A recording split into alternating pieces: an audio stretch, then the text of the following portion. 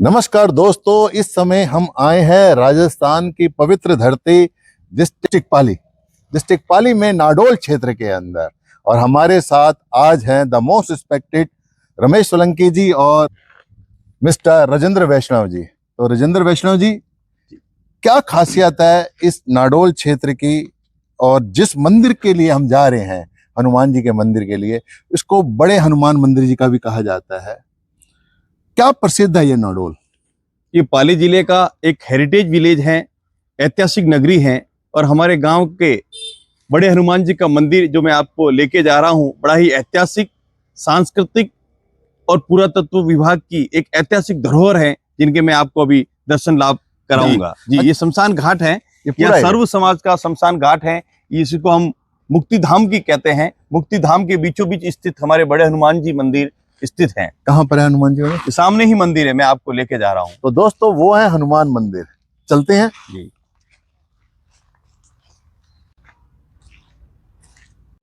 अच्छा राजेंद्र जी, ये कितने साल पुराना मंदिर है? ये सर बड़े हनुमान जी का मंदिर करीबन 12वीं शताब्दी में बनाया गया था।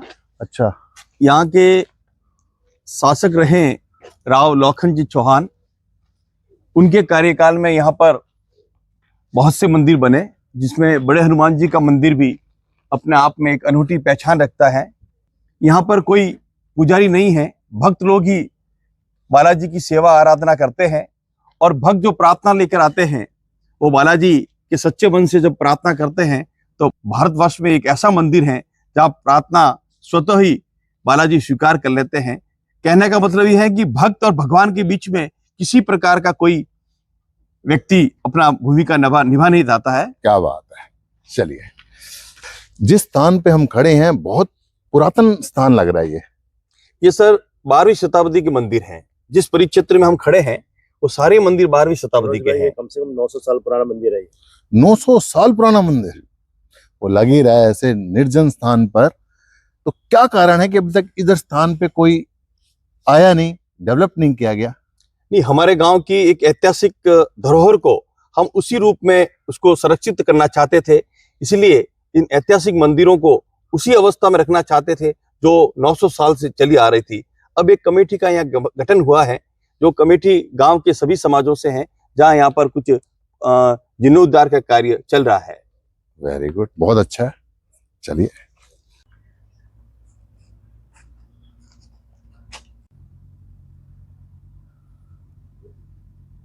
मनोज जी, जिस वृक्ष के नीचे आप खड़े हैं, ये 500 साल से भी पुराना वृक्ष है, जिसको हमारे यहाँ पर्यावरण की भाषा में या गोडवाड़ की भाषा में इसको बड़ के नाम से जाना जाता है। बड़ का तो बहुत ही पवित्र वृक्ष होता है, जिसके नीचे लोग बैठ के पूजा करते हैं। अच्छा, मैंने यहाँ देखा था इंद्र भगवान का मंदिर भी है। जी, इंद्र भगवान का मंदिर भी है यहाँ। हम उसके बारे में बाद में बात करते हैं। तो सबसे पहले चलते हैं बड़े हनुमान मंदिर की तरफ। चलिए, आइए।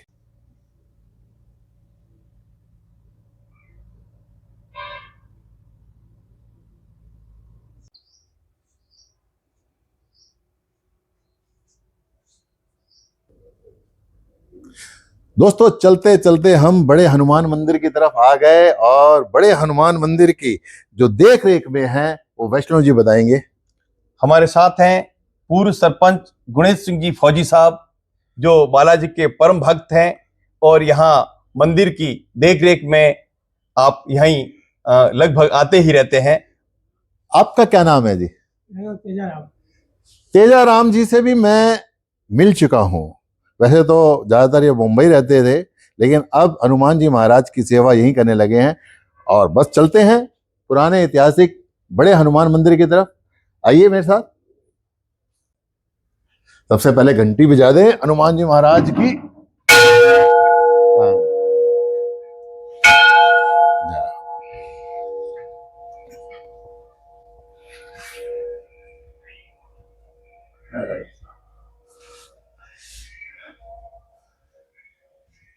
बिल्कुल गुफा नुमा है, ये पुराना स्थान है, लगभग 900 वर्ष पुराना, उससे भी ज्यादा।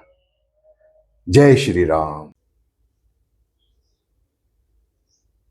जय श्री राम। जय श्री राम। दोस्तों, ये हैं हनुमान जी महाराज, दिव्य अलौकिक राम भक्त हनुमान, दर्शन कर लीजिए।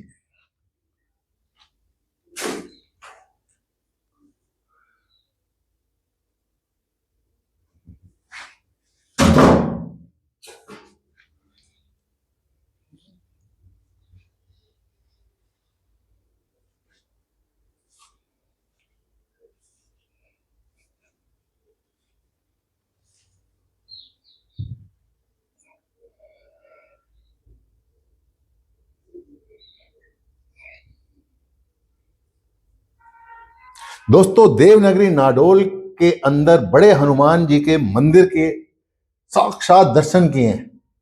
बहुत ही अलौकिक स्वरूप है हनुमान जी महाराज जी का। अच्छा वैष्णव जी, मुझे फौजी साहब ने यहाँ बताया था कि जो इसका ये तोरण है गेट का, ये भी बहुत पुराना है। जी, ये हमारे गांव की जो खुदाई चल रही थी पुरातत्व विभाग की, तो हमारे गांव का एक मलोट तालाब है, वहां पर करीबन ये 250 वर्ष पूर्व खुदे में निकला था। तो वक्ताराम जी जो यहाँ पुजारी परिवार से थे, उन लोगों ने अपने कंधों पर उठा करके इस तोरण को यहाँ लाया था और यहाँ मुख्य मंदिर के बाहर ये लगवाया।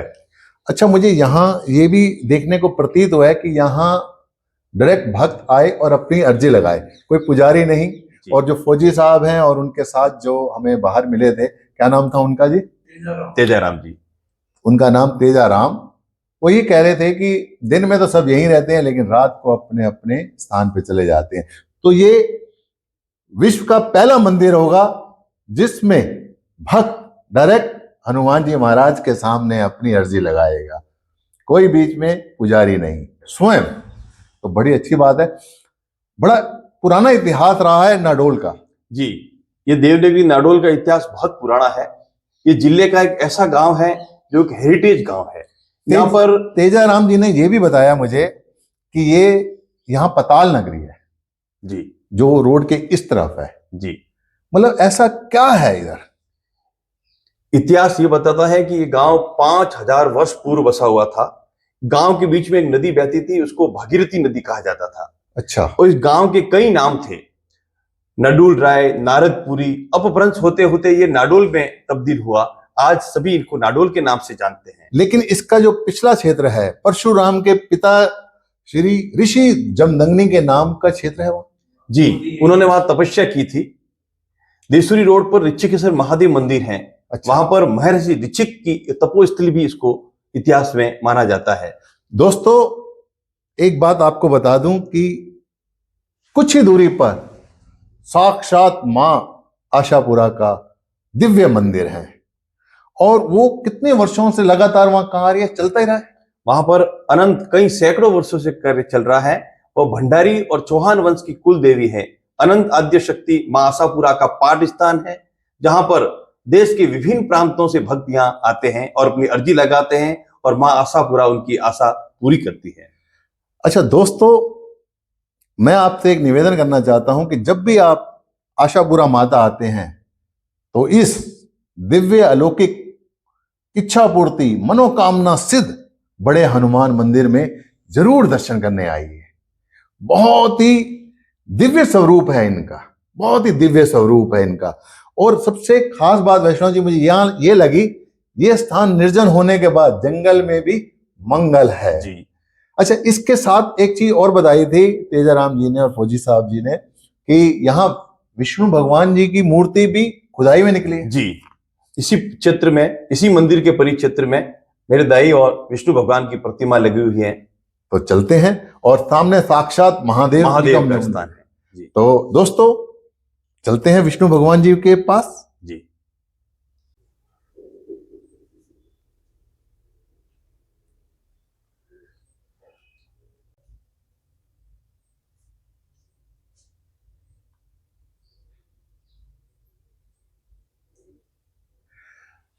ओम नमो भगवते वासुदेवाय नमः। जय हो। मुझे गर्व है कि मैं हिंदू हूं, गर्व है कि मुझे सनातनी हूं मैं, और आप सबको भी गर्व होना चाहिए कि आप सनातनी हैं। साक्षात विष्णु भगवान जी का ये स्वरूप खुदाई में जमीन के नीचे से कितने वर्ष पुराना मिला ये ये वैष्णव जी? सैकड़ों वर्ष हो गए हमारे पुरातत्व विभाग के खुदाई में भगवान विष्णु की प्रतिमा, माँ लक्ष्मी की प्रतिमा और साइड में हनुमान जी महाराज विराजमान है। यहाँ देवों की नगरी में जब पुरातत्व विभाग की खुदाई चल रही थी तो ये वहां खुदाई में प्राप्त हुए, बाद में यहाँ स्थापित किए गए। तो वैष्णव जी, हमें गर्व होना चाहिए। हमें गर्व है कि हम हिंदू हैं, सनातन संस्कृति के संवाहक हैं और हम सभी सनातनी हैं। तो दोस्तों, अब ये आप यही इसी बात से अंदाजा लगाइए कि अभी तो पुरातत्व विभाग ने खुदाई बंद कर दी है।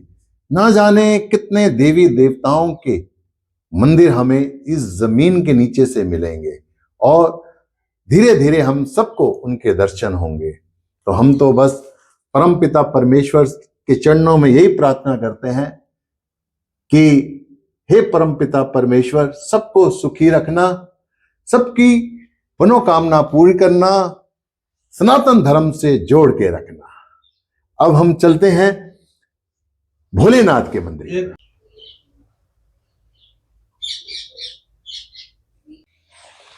ओम नमः शिवाय। ओम त्र्यंबकम यजामहे सुगंधिम पुष्टिवर्धनम उर्वारुकमेव बंधनात् मृत्युमोक्षेमामृतात्। ओम नमः शिवाय, नमः शिवाय, नमः शिवाय। दोस्तों, बड़ा सौभाग्य है हमारा कि आज भोलेनाथ के दर्शन हमें नसीब हुए और यहाँ पर मुझे ये भी पता चला कि ये जो भोलेनाथ का मंदिर है, जिस स्थान पे हम बैठे हुए हैं, इस गुफा में हम बैठे हुए हैं, तो यहाँ पर राजा हरिश्चंद्र जी ने भी तप किया था। तो दोस्तों, कितने सौभाग्यशाली आप भी बन सकते हैं कि इस महादेव जी के दर्शन आप सबको मिले। आप यहाँ पर जरूर आइए, अपनी मनोकामना बोलिए, भोलेनाथ आपकी सभी मनोकामनाएं पूरी करेंगे। हर हर महादेव। जैसे कि हम अभी दर्शन करके आए और यहाँ देखा इंद्र भगवान का मंदिर भी है। तो वैष्णव जी, ये इंद्र भगवान का मंदिर मैंने पहली बार देखा है जी।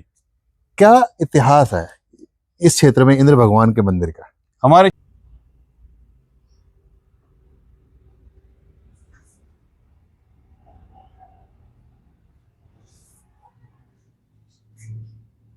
क्षेत्र में जब भी बरसात नहीं होती थी तो लोग खुले में भोजन बनाते थे और थाली और ढोल से भगवान इंद्र को खुश करते थे और फिर लोगों ने धार्मिक भावना से जुड़कर भगवान इंद्र का यहाँ मंदिर बना दिया। यानी कहने का मतलब है सोलंकी जी कि जब वर्षा नहीं होती थी तो इंद्र भगवान को प्रसन्न किया गया जी। और उस समय देखो ढोल वोल तो होते नहीं थे, तो थाली और चम्मच नगाड़े के रूप में बजाते थे, जिससे कि इंद्र भगवान प्रसन्न होते थे। और दोस्तों, ये मेरे जिंदगी में मैंने पहली बार देखा इंद्र भगवान का मंदिर। अद्भुत है। भगवान इंद्र की जय हो। वो हमेशा हम सब पे अपनी कृपा बरसाते रहें। वर्षा रूपी में वर्षा होगी तो अन्न होगा, अन्न होगा तो जल जीवन भरपूर रहेगा और एक किसान को अच्छा अन्न प्राप्त होगा। किसान के माध्यम से हम सबको मिलेगा। आपको एक बात बताना चाहता हूं कि मोहम्मद गजनवी ने नाडोल क्षेत्र को बहुत लूटा, क्या सही है? जी। इस गांव में जितने भी मंदिर हैं और सभी को लूटा है। यहाँ इस गांव में मंदिरों को, यहाँ कहते हैं कि 999 मंदिर थे। जब यहाँ संध्या आरती होती थी तो यहाँ से 18 किलोमीटर दूर रानी सुनाई देता था।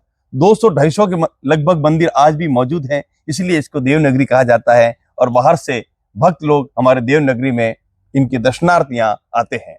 दोस्तों, आपने जब भी यहाँ आना हो तो जोधपुर से 150 किलोमीटर दूर पर है और रानी जंक्शन यहाँ पर रेलवे स्टेशन है, उसके पास है 20 किलोमीटर के एरिया में ये फैला हुआ है नाडोल। और बहुत ही मुझे तो बड़ा ही अच्छा लगा वैसे तो मैं सोलंकी साहब से मिलने आया था, लेकिन सोलंकी साहब ने वैष्णो जी से मिलाया और हमें जगह जगह मंदिरों का बहुत अद्भुत इतिहास बताया। फिर मिलेंगे एक नए एपिसोड में, आपके सामने रूबरू होंगे। तब तक के लिए आज्ञा। जय माता दी। जय गर्व से कहो हम हिंदू हैं।